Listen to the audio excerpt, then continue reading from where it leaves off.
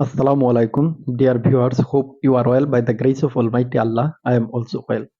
Our today's task is 2.1.2 and it's from the English textbook of class 9. Here is our task.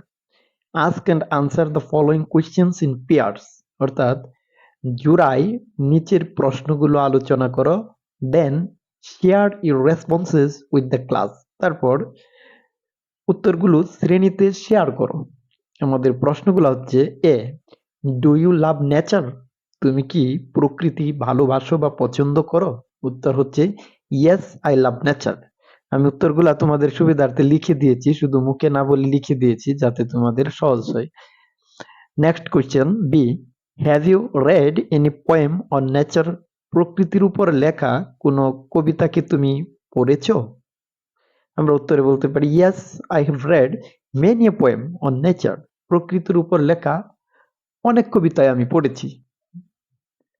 C, how does the poet depict nature in the poem? Depict মানে হচ্ছে চিত্রিত করা বা বর্ণনা করা, অর্থাৎ describe এর synonym. অর্থাৎ কিভাবে কবি কবিতায় প্রকৃতিকে চিত্রিত করেছেন বা তুলে ধরেছেন বা বর্ণনা করেছেন। তো আমরা উত্তরে বলতে পারি in the poem the poet depicts nature very vividly and vibrantly. অর্থাৎ কবিতায় কবি প্রকৃতিকে খুবই সুস্পষ্টভাবে এবং প্রাণবন্তভাবে তুলে ধরেছেন বা চিত্রিত করেছেন। ডি প্রশ্ন, does he use any literary elements like rhyming scheme, images or metaphor to describe nature?